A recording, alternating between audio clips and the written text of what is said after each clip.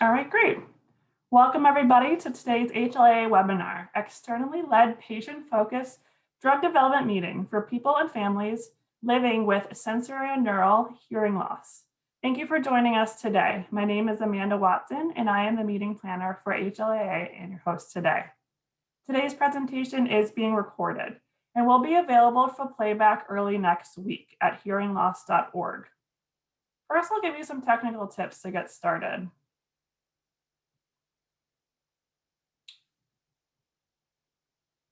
To see captions on this webinar, you will need to click on the CC icon and click on Show Subtitle. You can change the font size in subtitle settings. Chat is available for technical issues and panelists only. We would like participants to please use the Q&A icon to ask questions. We will be using this to facilitate questions and answers after the presentation is complete. If you've joined by computer, the presentation should be in side-by-side mode. Slides are on the left and the panelists are on the right in gallery view. You can change the size of your side-by-side view by hovering between the two screens and moving the gray bar to adjust to your desired size. If you've joined by mobile device or phone, your view may be different and you may have to scroll between views to your desired one. First, I would like to introduce today's first speaker, which is HLAA's Executive Director, Barbara Kelly, will introduce our presenter today, Larry Bauer. Barbara? Thank you, Amanda. I'm excited to tell you why we're having this webinar today. Back in November, HLAA submitted a letter of intent to the U.S. Food and Drug Administration to hold a patient-focused drug development meeting on hearing loss, emphasizing why hearing loss is a major health condition and should be regarded as such. We were so pleased to receive permission from the FDA in February to hold this meeting, and we felt that HLAA should really lead the charge. The voice of the person with hearing loss is paramount in everything that we do as an organization and in our mission. So we are very excited. And the reason we're having this webinar today is to get you excited about the May 25th meeting and to tell you why this is important and how you can participate. I want to thank our sponsors. I'm grateful to them for supporting today's webinar as well as the May 25th meeting. And also, I'm very excited to say that we have partner organizations, advocacy organizations, professional organizations, patient organizations, and companies from around the world who are saying, we want to put our name here to show that we support research and solutions for people with hearing loss. So thank you, everyone, for being a partner and supporting and for attending today.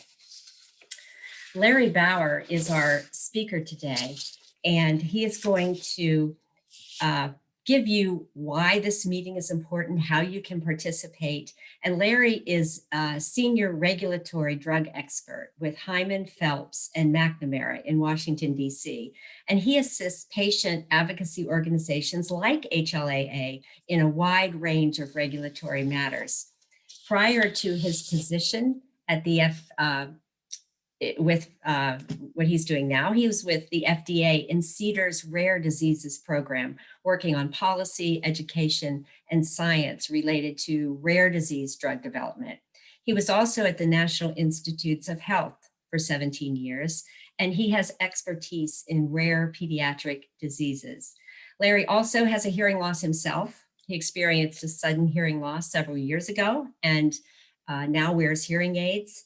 And Larry Bauer, along with James Valentine, also from Hyman, Phelps, and McNamara, will be the May 25th meeting moderators, and they're providing the expertise to make sure that this meeting is of very high quality and ensures that we get your participation and you get as excited as we are. So thank you very much for attending, and welcome, Larry Bauer.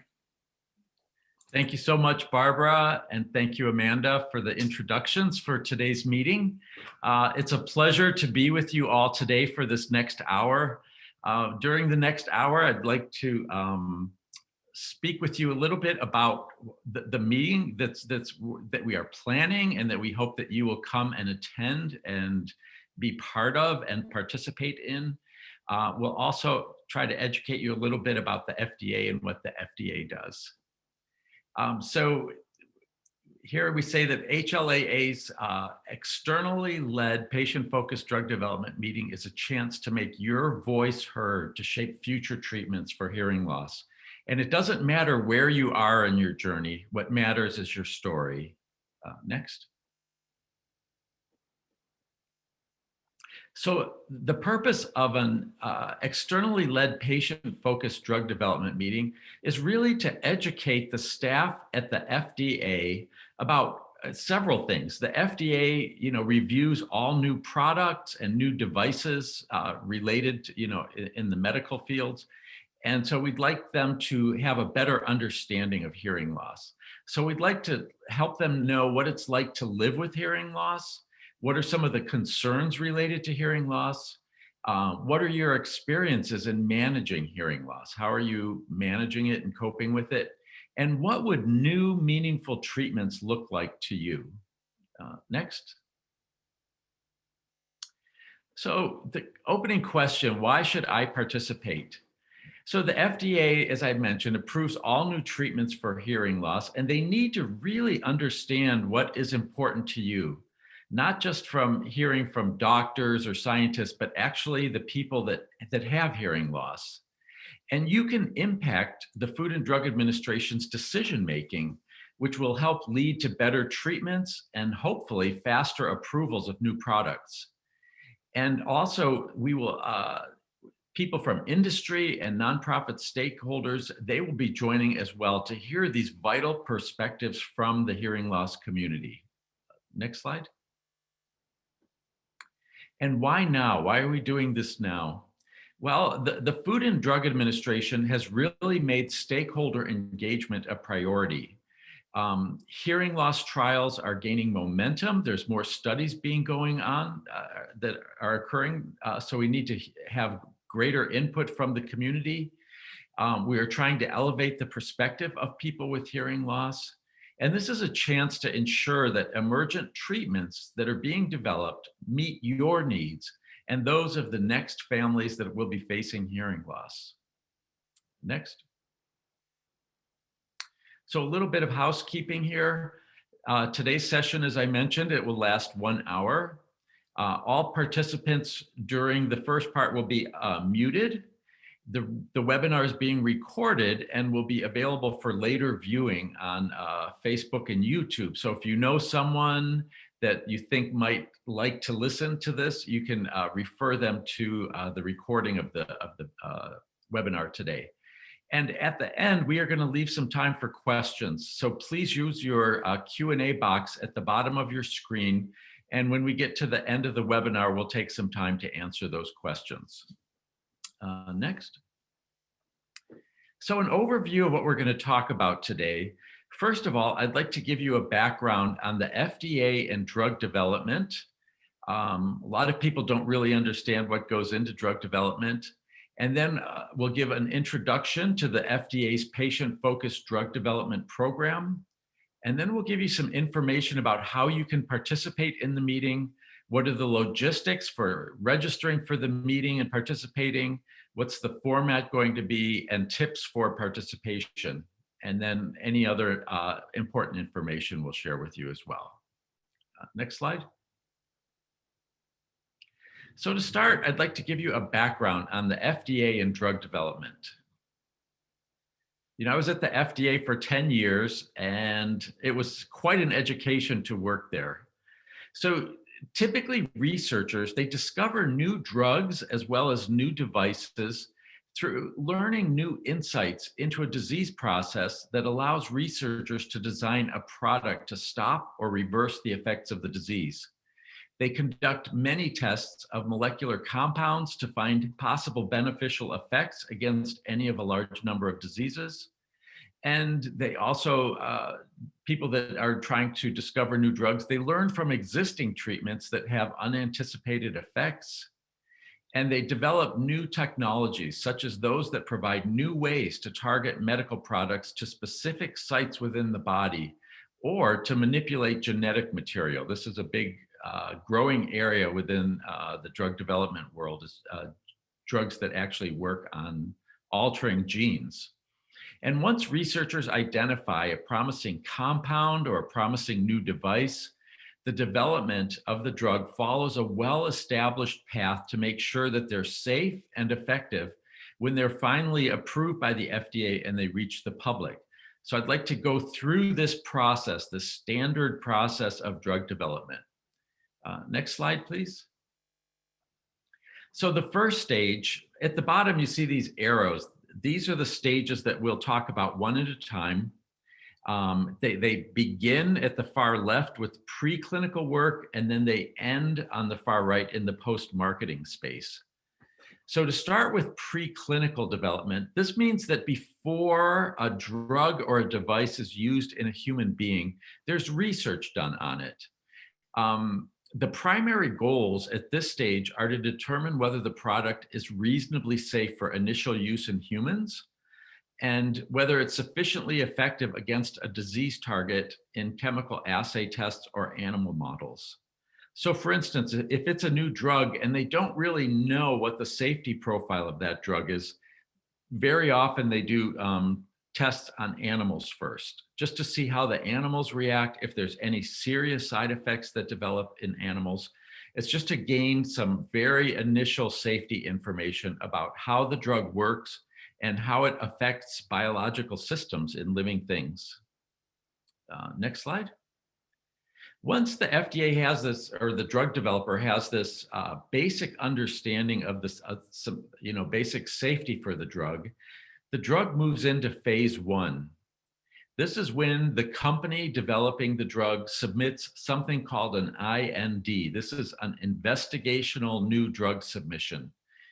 The primary goal of this is to emphasize the drug's safety, determine the most common side effects of a drug, and determine how a drug, once you take a pill, how is it metabolized or excreted in the body? So when the company submits the IND submission, they need to send to the FDA information about how the drug is developed. How does the company make sure that the drug is stable? And what was the preclinical work that they did to give them at least some idea that the drug is basically safe and that we can now start a human study.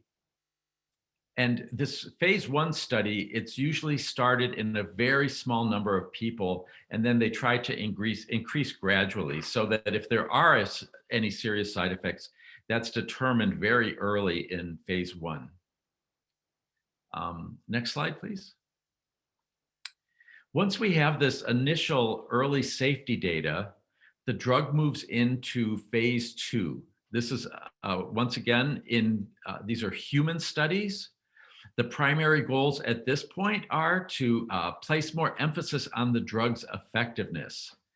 That there are 2 things that the FDA wants to know about any new drug. How safe is this drug for people to take? And the second thing is, does it do what it says it's going to do? So if you develop a drug that says it's going to treat headaches, does this drug really treat headaches? And is it efficacious at treating headaches? So they want to determine if the drug works in the people who have the disease for which the drug is being developed. And oftentimes these are clinical studies where the drug is compared against a placebo. Comparing a drug to a placebo in a study is one of the cleanest way of getting data. So half the group is getting a sugar pill type thing and half the group is getting a drug, and nobody knows who's on the drug and who's on the placebo. That way you can really compare the results to see was there a big difference in the people who took the drug versus the people that took the placebo. And then next slide, please. So once we have this phase 2 data, which the phase 2 data often takes place in hundreds of people. These are larger clinical trials. And we've established now in phase 2 that the drug is efficacious. So at phase 3, this is a larger trial. These are traditionally large-scale, randomized, placebo-controlled trials in greater numbers of people. Sometimes in the thousands of people will be tested at this stage. We continue to assess the effectiveness of the drug, the duration of the effect. So how long does the drug work once someone takes a pill? And what is the effect in different populations and at varying dosages? For instance, what is it like? People are living much longer than they used to. So what is it like for someone who's in their 80s to take this drug? Or what is it like for someone who's pregnant to take a drug? Also, if the disease occurs in children and it's likely to be used in children, we want to make sure that there's pediatric studies to make sure that the drug is safe and that it's effective for children, and maybe find out the correct dose to use in a child, which is likely going to be smaller than it is for an adult. And while we're testing the efficacy, we also continue to collect safety evaluation. Sometimes you don't see a safety signal until you've given it to a lot of people, because maybe it only affects a small number of people, but you still want to know about it before you approve the drug. Next slide. So once all of these studies are done, we've got the preclinical animal data, we've got the early safety data, and then we've got phase 2 and phase 3 efficacy data. The company analyzes these results. They put this all together into a package, and they have something called a new drug application or a biologics licensing application. This is when the company makes their submission to the FDA for the FDA to start their review of this product. The FDA holds a pre-NDA meeting with the company where they try to determine what were the pivotal studies that showed that the drug was efficacious. They discuss methods of statistical analysis, looking at the data, and they try to uncover any major unresolved issues before the submission. And as I mentioned, the NDA submission includes all the animal and human data from the development program. Once the NDA is filed, it usually takes the FDA anywhere from 6 to 8 months to review the drug. And at the end of that time, they make a decision. Will they approve the drug or not? And once the drug is approved, that's when it can enter into free commerce. That's when you'll start to see the drug in the pharmacy. And that's when physicians can start prescribing the drug for people with a certain condition. So this is a big step to approve the drug. Next. So the FDA will determine whether the application that was submitted is complete. They assign a review team to evaluate the application and all the data that's been submitted. They assess whether effectiveness has been demonstrated for the drug's proposed use. And they also assess whether the safety information is adequate to conclude that the drug is safe. For instance, that the benefits of the drug are going to outweigh the risks. We know that most drugs actually do have side effects, but for instance, if you've got a form of cancer that it has very serious consequences, you might be more willing to take a drug that has certain side effects or risks.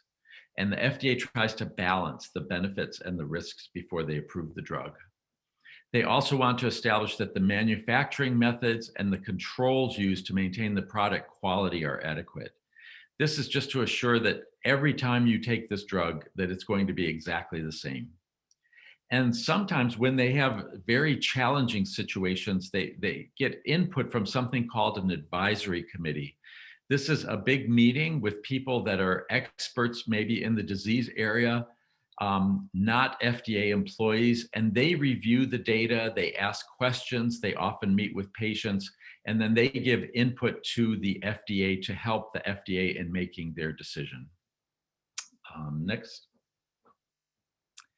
So once a drug is approved by the FDA, it's been marketed. There's even a final stage of review after that that's called post-market safety surveillance. So the FDA wants to continue to collect information about the side effects of this new drug. Like I said, when a drug gets approved, it's going to maybe go from hundreds to many thousands of people that are taking it. So the FDA wants to make sure that if there's any side effect that's emerging, that they have data about that.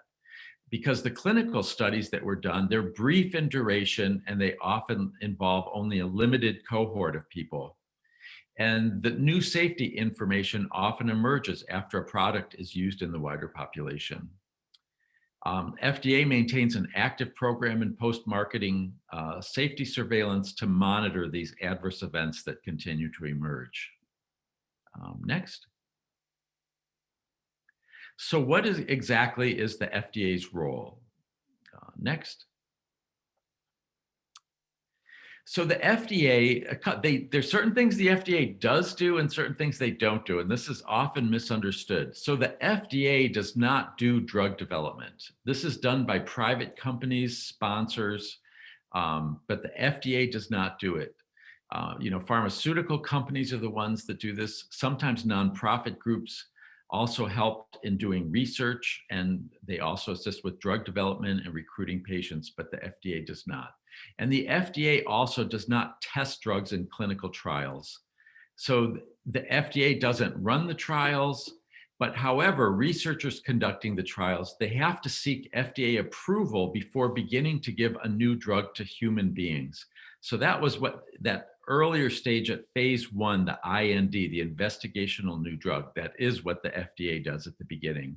And they can also give a drug developer feedback and input on how they are constructing their trial, trying to help them so that they will be as successful as possible and have a good outcome. Next slide. Another thing is that the FDA does not have the authority to regulate the practice of medicine. So FDA does regulate the development and marketing of medical products, but they do not regulate how those products are used once they're approved. So physicians are free to prescribe any FDA approved drug for even other conditions. So say that something was developed for, stomach acid or something, but then they found out that it had some other use. A doctor is free to prescribe that drug for whatever disease or condition that they want. If it's for a condition that's not in the label, that's referred to as being an off-label use. And sometimes insurance companies don't pay as readily for off-label use of drugs. Another thing, FDA does not regulate the price of medicine. Once the consideration of drug prices, it's not part of the FDA's mandate at all.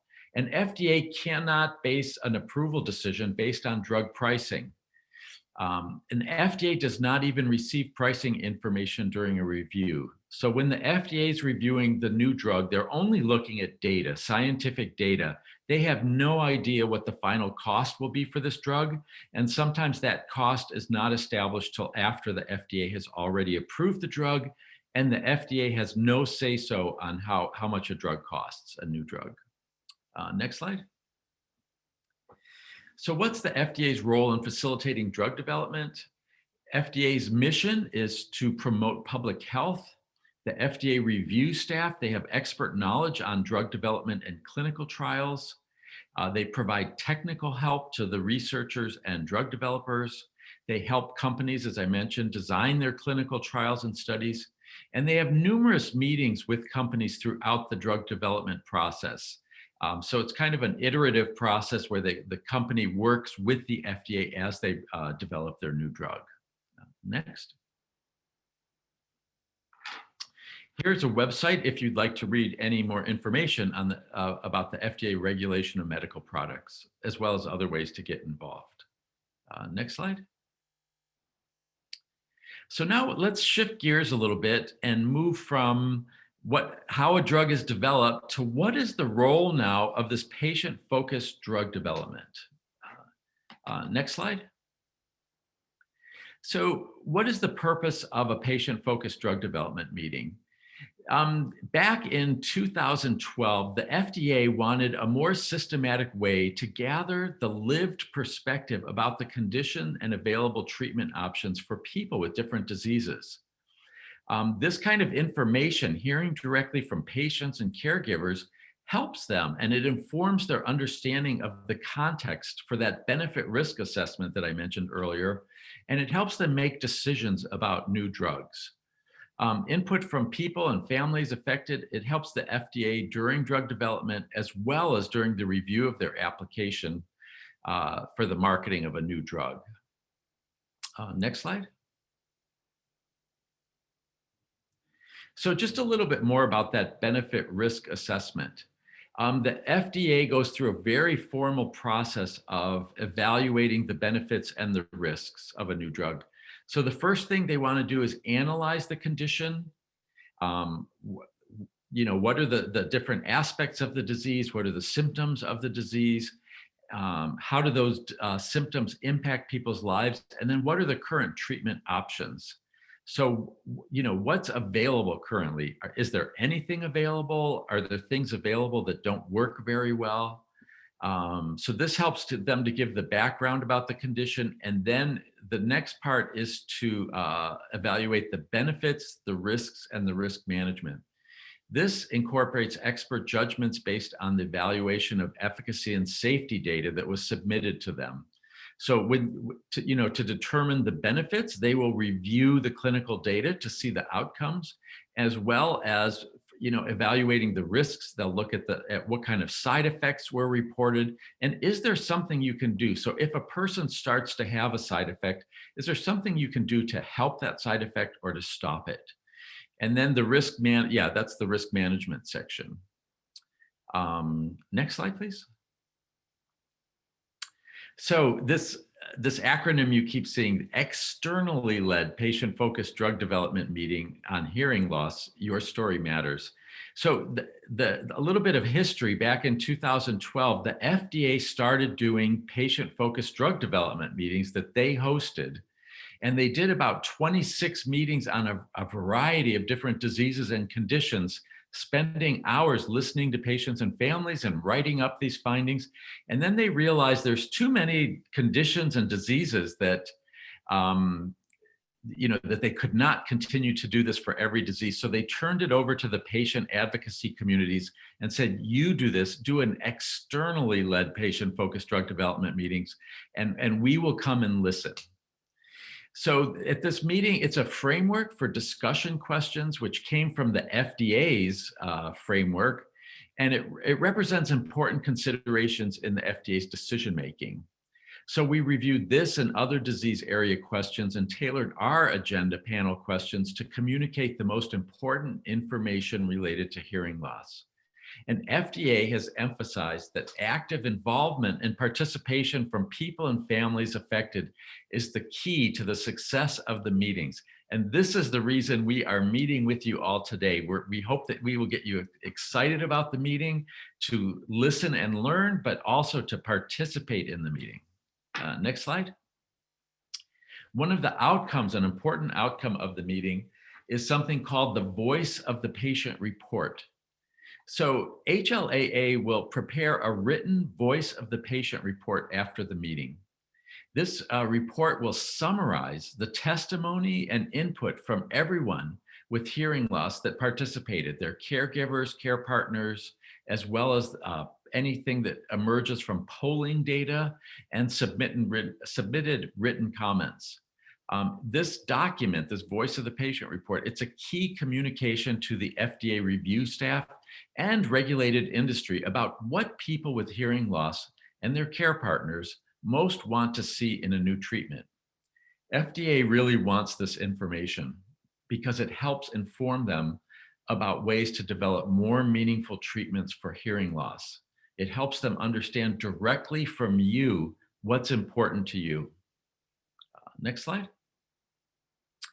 And just one other thing about the Voice of the Patient report. Once it's completed, it will be on HLAA's website, and it will be a public document that anyone can go into and bring up the document.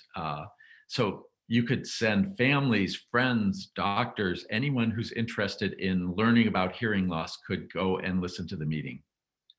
So now we're going to talk about a little bit more, get down into the grit about participating in the meeting. Next slide. So who is the meeting for? It's for people living with hearing loss, their care partners and caregivers, family members, people that might be at risk of hearing loss. There will be a large group of people from the FDA, and we'll also have people listening from pharma and biotech companies, as well as other nonprofit partners. The meeting's going to take place on May 25th. So it's coming up in, we only have, I think, about 6 or 7 weeks to go. It'll start at 10 a.m. and end at 3 p.m. Eastern Standard Time. The meeting will be a virtual meeting, so it can be, you can tune in from wherever you are in the United States or anywhere in the world. And it's going to be an interactive live stream that once you register for the meeting, you will learn about how to access the meeting on the day of. Next slide. This is an overview of the agenda. So we will start the morning on the 25th with welcome and introductory comments from HLAA, as well as a physician from the FDA will be speaking. Then we will have a clinical expert give a background on hearing loss and clinical trials of hearing loss. This is so that everyone listening has at least a basic understanding of some of the scientific aspects of hearing loss. Once we have this foundation established, we're going to break up the rest of the day into 2 topics. The first, there will be panel 1. This will focus on how hearing loss symptoms affect your life. And then panel 2, how do you manage those symptoms? And what would you like to see in current and future approaches to treatment? The topics will include pre-recorded panels and will include polling questions and a moderated discussion with the audience. So we have 10 people that will have pre-recorded statements for the 5 for each of the panels. And then we will do live polling that you'll do on your cell phone. And there will be very clear instructions how to participate. And then at the end of the meeting, we'll have some closing remarks and comments. Next slide. So just to give you an idea of the types of things we're going to talk about. So for topic 1, living with hearing loss, symptoms and daily impacts. Some of the questions we'll ask you are, of all the symptoms of hearing loss, which 1 to 3 have the most significant impact on you and your life? Which of these symptoms most affect you now, and which symptoms were the most significant at other times in your life? And then also, how has hearing loss affected you on your best and on your worst days? Can you please describe to us what is a really good day for you and what's one of your worst days? Next slide. Another area of discussion, are there specific personally significant activities that you cannot do at all or not do as fully because of hearing loss? And how does this affect relationships and friendships in your life? How does it affect your life activities such as school and work, your ability to be self-sufficient, your living situation, different activities you participate in? And if you could do one activity you currently are unable to do, what would it be? And lastly, for this first panel, what worries you most about living with hearing loss, as you get older? Okay, so next slide, please. And then in the afternoon, after lunch, we will shift to topic 2. Topic 2 is going to be perspectives on current and future treatments for hearing loss. So some of the discussion questions we will pose to you then are, what are you currently or recently doing to manage hearing loss symptoms? What specific hearing loss symptoms do the treatments address? So if you're doing whatever you're doing to try to help with hearing loss, how does it help, and what part of hearing loss does it help you with? And how has your treatment regimen changed over time, and why? So maybe in the beginning, maybe you had milder hearing loss, and maybe the hearing loss progressed. So how has the different types of devices or assistive technology, how has that changed over time? And what are the most significant downside to these hearing loss treatments, and how do they affect your daily life? For every treatment, there's good side, but then sometimes there's also issues and problems. We'd like to hear about that. Next slide, please. We'd also like to learn from you, how well have these different types of treatments helped your hearing loss overall? Which things have worked the best? Maybe which things have you tried that have not been that helpful, or maybe not been effective at all? And then along the pathway to hopefully one day finding a cure for hearing loss, what specific things would you look for in an ideal new treatment for hearing loss? Like what would really be perfect for you that would make the most difference in your life?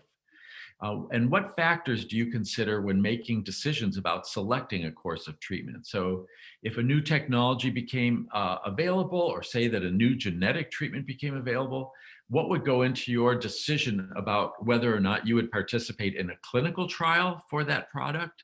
Or perhaps if it was approved that you would, what would go into your decision about whether or not you use that product? Next. So those questions that I just posed, they will come out. James, my colleague, James Valentine, will be the moderator, and he will pose these questions to you, and you will have the opportunity to either write in comments or call in on the telephone, and we will provide that information on the day of the meeting. So as I mentioned, that we're going to have a group of people with hearing loss for each of the panel that will start the panel. They will set the foundation for the broader audience discussion. These panelists were selected to reflect a range of experiences with the condition. There will also be people with hearing loss and their care partners in the audience, and you will all be able to answer polling questions. The purpose of these polling questions is to be starting off points for the discussions. Like I said, you'll use your cell phone primarily, or a tablet or a laptop to respond. And then we'll move to discussion with people with hearing loss and caregivers in the audience, where you can contribute additional comments, either, like I said, by writing the comments in or by calling in. Next, please. So we wanted to give you, we hope that all of you on this call today will join the meeting. And when it comes time, to participate in the polling questions, and then to become part of the discussion. The FDA would like to hear from as many different people as possible, to hear as many voices representing the hearing loss community. We want to really paint as complete a picture as possible about what it's like to live with hearing loss. So as you consider participating in the meeting, we'd like you to remember the FDA's role and the purpose of the meeting, going back to what I talked about, the benefit risk evaluation. Maybe review the discussion questions in advance. And if you have something important to share related to the most appropriate panel that's being discussed at that time. And it's okay to reiterate a feeling or experience already voiced by someone that's similar to your own, but try to give it a personal or unique perspective. So something that makes it part of your story. Please try to keep your comments concise and focused. We've got a lot of people to hear from, so we can't let any one person go on for too long. And we wanted you to know as well that at the end of the meeting, there'll be a way for you to send additional comments. All of these additional comments will be included in the Voice of the Patient report. So even if it gets submitted after the meeting's finished, it will still be part of this report, and people will still be able to see your comment. Next slide. So to participate in the discussion, here's the URL for the HLAA's website, where you can register for the meeting. You can register in advance, or even register on the day of the meeting. You can participate in the meeting by webcast. So this is, remote participation. You can participate in the polling questions and call in with comments and written comments. Your responses will be kept confidential, and comments with answers to the questions may be submitted, like I said, up to 30 days after the meeting, and they will be included in the Voice of the Patient report. Next slide, please. So in summary, this is your opportunity to be part of this process, to really have an effect on the future development of new treatments for people with hearing loss, not only for yourself, but for people to come in the future.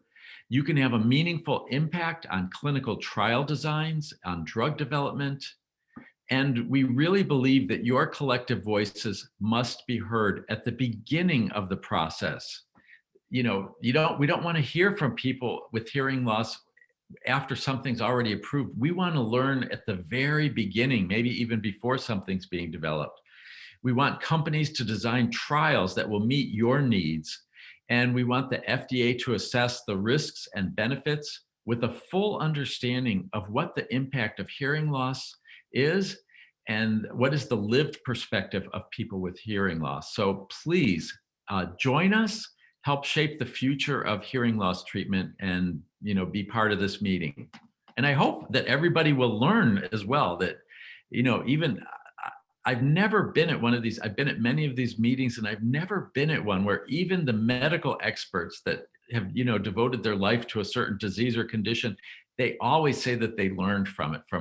There is nothing like this in the world where we will spend the entire day listening, only listening to all of you with hearing loss and your caregivers or care partners. Next slide. So now we'd like to open up, that was a lot of information, but let's open it up to questions and see if I can clarify anything about either the drug development process or the actual meeting. So Amanda, I'd like to turn it back over to you. Great job, Larry. Thank you so much. We've gotten a lot of questions. I'm only going to answer the questions that are based on what Larry just shared. Okay. So here's one question, Larry. After HLA prepares the voice of the people, I think that might be patient report, is there still time to provide additional input?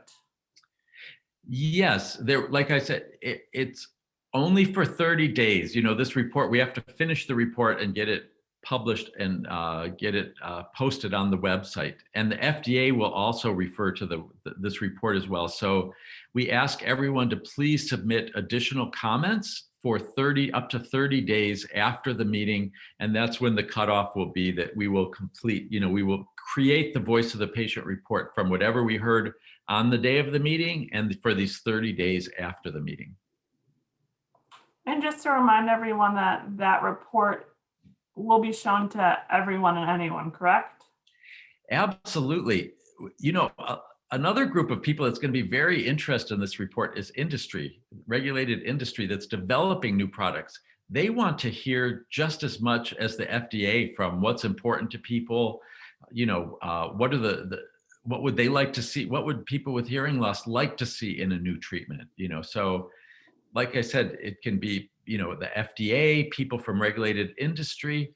It's also could be a reference for if you have family members that don't understand hearing loss or the impact, you could refer them to the meeting and they could either, tune in on the day of or come back and watch we will record the meeting so you could watch the whole meeting or you could read the voice of the patient report to get the summary of the meeting. Great. And we had questions about how to register. Carrie has put the link in the chat for our HLA-PFDD page, and that has the link to register. What platform will be used for the meeting? Live stream, such as Facebook or YouTube, or video conferencing, such as Zoom or WebEx? That is a good question. This is not my area of expertise. The technical stuff, we actually work with a company that's going to help us set this up. We're going to do everything possible though to make sure that the meeting's closed captioned. There will be someone providing sign language interpretation. Anything else what am I missing? Anything? I think you have it. I don't know the exact platform, but we are working with Dudley Digital Works, and it should be quite intuitive, quite easy to use, and it will be completely communication accessible. And we will have people can call into the meeting, but we realize that option is limited for some people with hearing loss who aren't comfortable using the phone. So we'll also have a write-in option where people can put their questions or their comments. So we'll have both. Okay, great. Thanks, Barbara. Let's see. Are the voice of the patient reports and meetings used in medical device development as well? Absolutely, absolutely. Like we said, once once a new product is either a device or a drug is being developed, there's actually regulations now, federal regulations, that you have to have a section of your submission that describes how you engaged with the patient community.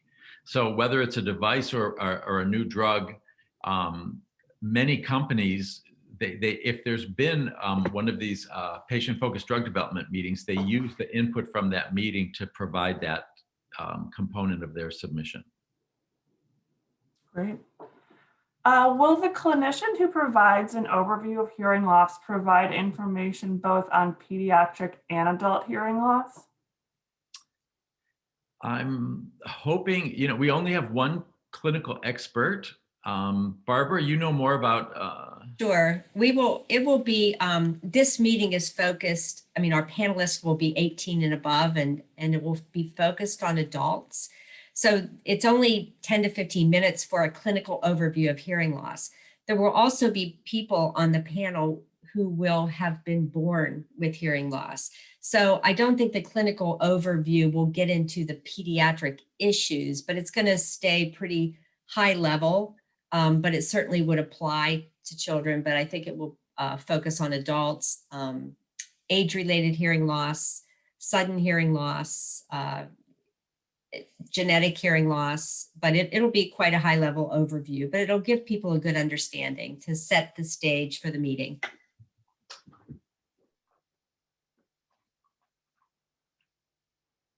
Sorry, I was muted. Great, thanks, Barbara. This is kind of a long question, but I think it's interesting. I appreciate the overview of the FDA. One thing that I've been concerned about as a healthcare provider is impact of medications on hearing. One study done with a doctoral student did suggest that long-term use of multiple medications at normal doses, but which can have an impact on hearing in large doses, could impact hearing loss. Do you always ask for these developing medications to assess its impact on hearing? Does that make sense? Let's see. I'm trying to understand exactly what you're asking. If a new drug is being developed, and there's anything known that it has an impact on hearing, then that would be closely monitored during the study. Or if it was new information where they didn't anticipate it when they developed the drug, but there was an effect on hearing in some way, that would also be monitored very closely during the study. Monitoring for effects on hearing is not a standard thing that like you have to check a box that you monitored for when you develop a new product. Because some drugs, it just has, there's the body system that's involved, it will have nothing to do with hearing. But if there is any reason scientifically to think that a new drug might have effect on hearing, that would be monitored during the study. And Larry, I think it's also interesting to add that there was one of these externally led patient-focused drug development meetings on the effects on childhood cancer with cisplatin and hearing loss. So that's the first PFDD one that related to hearing loss. And this will be the second meeting related to hearing loss. Yeah, which is great because like these two meetings are slightly different. They have a slightly different focus. And that first meeting was, chemotherapy induced hearing loss and the effects of that. And to really, they spent the whole day trying to, really understand that particular type of hearing loss. So our meeting's going to be a little bit different, but it's going to add to that knowledge. So yeah, it's great. All right. Will the meeting be about devices as well as new drug development? Yes, I think, we're going to reach out to people for, there's different centers that monitor different things at the FDA. So we have the Center for Drug Evaluation and Research, and then we have the Center for Devices and Radiologic Health. They're the ones that review all new devices. And we have the Center for Biologics that reviews, any kind of new drug that comes from any kind of living tissue, like a vaccine or, that kind of thing.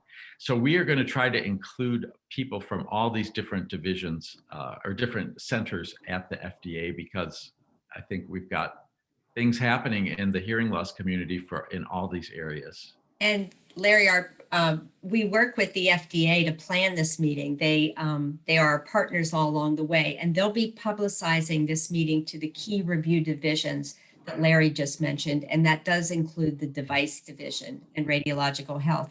And our panelists are also going to be talking about their experiences with their hearing aids and their cochlear implants. And that's just all part of the life story. So definitely the technology aspect is going to be a big part of this meeting as well. Yeah. All right.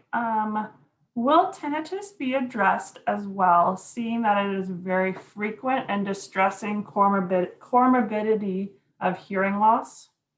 Absolutely. I've been reviewing some of the panelists' statements, their draft statements, and tinnitus is emerging as a very important aspect of hearing loss. I mean, for some people, it's very serious and incapacitating.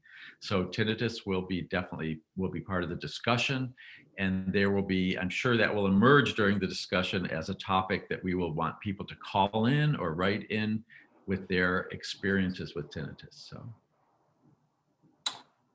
For those with limited time on the day of the meeting, is there a certain time slot where it's like best to join or more important to join? Yeah, I understand. It is a work day. We hope as many people as possible, though, can find time to be there for the whole meeting, because the different pieces of it will connect. I would say that, like, for the hour before lunch, maybe an hour and a half before lunch, like from 11 to 12:30, because that's when there'll be opportunity if you want to call in for panel 1. And then after lunch, probably from like 1 to 2:30. These are estimates of the time, but we hope you can come for the whole thing. But come whenever you can. You can log off and come back in. And the good thing is we want you to come and be there for the live meeting, but we will have this recorded on video, plus the voice of the patient report, and it'll be on the HLA website. And the FDA will also have a place where they link this report and video to our website, and it lives on YouTube. So if worse comes to worse, you can watch the meeting later on. All right. At my age, which this person's age is 69, and their degree of hearing loss, what good will finding a new drug do for this person at the age of 69? Well, I can't guarantee that there'll be something that will be developed that will help you, but hopefully, as we want people across the age group of people that have new onset of hearing loss versus people that have experienced hearing loss for years. Someone who's 69 and maybe has had hearing loss for a long time, what invaluable feedback they will have about what the impacts have been. What have they seen change over time? And of the things that have changed, what was most significant, or maybe what had the biggest impact on their life? Or if it can't be for you, what would help you, in the future, what would help someone with hearing loss from your experience, your lifelong experience? So there's ways to contribute. I can't guarantee that it's always going to help an individual, but I think we're all in this together, trying to move the field forward. So please join us. And I think that, while this meeting won't be the venue to discuss possible treatments or discuss current technologies, the value of is providing the voice of the person with hearing loss to the FDA, having this written report, like Larry said, that anybody can refer to. And it just codifies the personal experience living with hearing loss in one place. And that's what the HLA community does best, is they share their stories. And, I'm sure we have people who will say to the FDA, I wear hearing aids or cochlear implant, and it has solved my problems. It is perfect for me. I don't look forward to anything else, or I want a better hearing aid. We just need you to share whatever that is. And I think that's the important point of the meeting.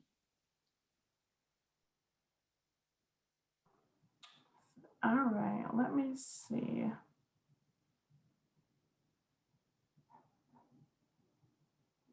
Are cochlear implants appropriate to be considered in possible improvements for current users and new users? Yes, yeah, I think a discussion about cochlear implants is going to be, I'm sure that will be a big theme that we talk about. I've already, once again, I'm learning a lot from helping to prepare this meeting, and I've already heard from someone who had an earlier version of a cochlear implant, and then on the other side, they had a more recent version, and they were able to discuss the differences between the two. I think there's been improvements made in cochlear implants. So we'd like to hear about that. And then I think we would like to learn more about what would make a cochlear implant even better. Like, what would you like to see? What kind of capacities? What would you like to see it do? Or, I know there's things about size, even like things related to the cosmetics of the cochlear implant. We want to hear everything. We want to hear all about it, but this will definitely be a topic. Right. This is more of an opinion, but someone was told that. So there's you were talking about, placebo effect and how that for test group. And do you agree that a placebo can work in 60% of the test groups? That a sugar pill can cure up to 60% of the people who take the drug? I guess this isn't specific to our. No, but it's a good point. There is a placebo effect. It's a well-established scientific thing that some people, just by the fact of taking a pill, that they will get improvement. The reason that we still use placebo though in clinical trials is that even with that effect, we hope that when a drug or a new treatment is effective, that those groups are really going to separate. So even the people that had the placebo effect, maybe they had this much improvement, but the people that really got the effective drug, we saw this much improvement. And so it's all information. We take all of it into consideration. And I keep saying I'm not at the FDA anymore, but I was going to say, we have the wonderful benefit that Larry used to work at the FDA, so he knows this, but keep in mind, he is not a representative of the FDA here. He is not, but his knowledge, I love the way people are tapping into that. This is absolutely fascinating, Larry. It really is. All right, I think this will be the last question. Will Menieres disease be discussed at the meeting? Do you know? Absolutely, because the person who wrote that question is going to call in and bring it up as a topic. This is why we need you all to participate. Nobody actually, to this point in my reviewing statements, has brought that up, but I think it's an important topic that emerges. They have brought up vertigo, but not in relation to Menieres, and we know vertigo is. So I agree, Larry, we need that person to call in. Yes, please call in. So. Write in, call in. All right. Well, thank you so much, Larry, for your great presentation. And thank you everyone for all the great questions. And also a thank you to Midge Heaney, who is our CART captioner today. This webinar will be posted to the HLAA website at hearingloss.org early next week. And you can also check hearingloss.org for our future webinars and our past webinar recordings. So thank you for joining us today, and we really hope you would join us for our PFDD meeting on May 25th. So stay safe, and we hope you have a great rest of your day. Bye. Thank you, everyone. Thank you.